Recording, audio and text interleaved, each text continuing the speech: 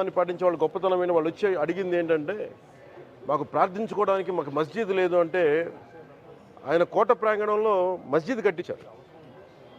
సనాతన ధర్మాన్ని పాటించే వ్యక్తి తాలూకు విలక్షణం. అలాగే అనేక మంది సంస్థానాలు కానీ అందరూ కూడా పోర్చుగీస్ నుంచి వచ్చినా ఎవరు వచ్చినా క్రిస్టియానిటీని తీసుకొచ్చినా కానీ అందరికీ సమానంగా ఈ దేశం తీసుకుంది. పార్సీల్ని తీసుకుంది లోపలికి, జొరాస్ట్రియన్స్ని తీసుకుంది. ఏ మతం వచ్చినా లోపలికి తీసుకుంది, ఇముడ్చుకుంది తప్ప ఇంకో మతాన్ని ఎప్పుడు ద్వేషించాల. కానీ ఈరోజు నేను మాట్లాడుతుంది ఈ ప్రాయశ్చితం దేనికి దీక్ష అనుకుని నేను ఎప్పుడు మీ అందరికీ తెలుసు. 5 సంవత్సరాల వైసీపీ పాలనలో ఇదే దేవాలయంలో కనకదుర్గ అమ్మవారి రథం తాలూకు మన సింహాలు మాయమైనవి, కొన్ని ఇబ్బందులు తప్పులు జరిగినాయి అంటే ఒక్కొక్కరు ఎలా మాట్లాడారు వైసీపీ నాయకులు. వాళ్ళెవరు ముస్లిమ్స్ కాదు, హిందూస్ కాదు, వాళ్ళెవరు ముస్లిమ్స్ కాదు, క్రిస్టియన్స్ కాదు, హిందువులే అందరూ. పొద్దున్నేస్తే తాళ్ళు కట్టుకునే వాళ్ళు, బొట్లు పెట్టుకునే వాళ్ళే. కానీ ఒక తప్పు జరిగింది, ఒక అపవిత్రం జరిగింది అంటే పదవులు అనుభవిస్తూ ఉన్నవాళ్ళు, పొద్దున లేస్తే గుళ్ళకి వెళ్ళేవాళ్ళు, వీళ్ళు అపహాస్యం చేస్తూ ఉన్నారు, వీళ్ళు వెటకారం చేస్తూ ఉన్నారు.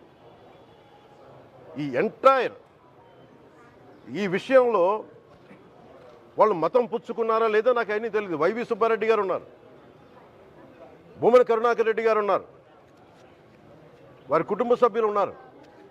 ఎవరైనా సరే మీరు మతం పుచ్చుకున్నారా లేదా నాకు తెలియదు. అవన్నీ అది మీరు బయటికి చెప్పుకుంటారా లేదా నాకు తెలియదు. నేను అది కూడా మాట్లాడట్లా. కానీ మీరు బాధ్యత తీసుకున్నారు. మీరు హైందవ ధర్మాన్ని కాపాడుతానని మీరు బాధ్యత తీసుకున్నప్పుడు కాపాడాల్సిన అవసరం మీ మీద ఉంది. బోర్డుని మీరు స్థాపించారు, మేము స్థాపించాల. తప్పులు జరిగినాయి. తప్పులు జరిగితే వైఎస్ జగన్ గారు ఏం చెప్పాలి? ఒకవేళ నాకు తెలియకుండా మేము ఆయన బ్లేమ్ చేయట్లా. కానీ మీ ఆధ్వర్యంలో జరిగింది, మీరు కాన్స్టిట్యూట్ చేసిన బోర్డు వల్ల జరిగిన తప్పిదాలు ఇవి. మేము ఇవి కనుగొన్నాం. ల్యాబ్ టెస్టులు ఇవన్నీ మేము ఆటలాడతామా? ఇవన్నీ బాధ్యత లేదా? కనుక చాలా బలమైన సనాతన ధర్మాన్ని పాటించేవాడిని. దాకా మా ఇంట్లో రామనామం ఉండేది, రామ జపం ఉండేది మా ఇంట్లో. అలాంటి రామభక్తులం మేము.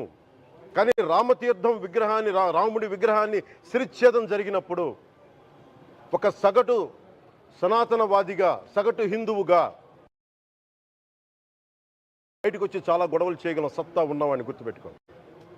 ముఖ్యంగా వైసీపీ నాయకులకి, నన్ను విమర్శించే దేశ యావత్తు నన్ను విమర్శించే ప్రతి ఒక్కరికి తెలియజేస్తున్నా, గొడవ పెట్టుకోవాలంటే చాలా బలంగా గొడవ పెట్టుకోవాలి. కానీ నాది పేదవాళ్ళ కష్టాలు, క్రిమినలైజేషన్ ఆఫ్ పాలిటిక్స్, వీటి మీద మేము మాట్లాడతాం, వీటి మీద తప్పించాం.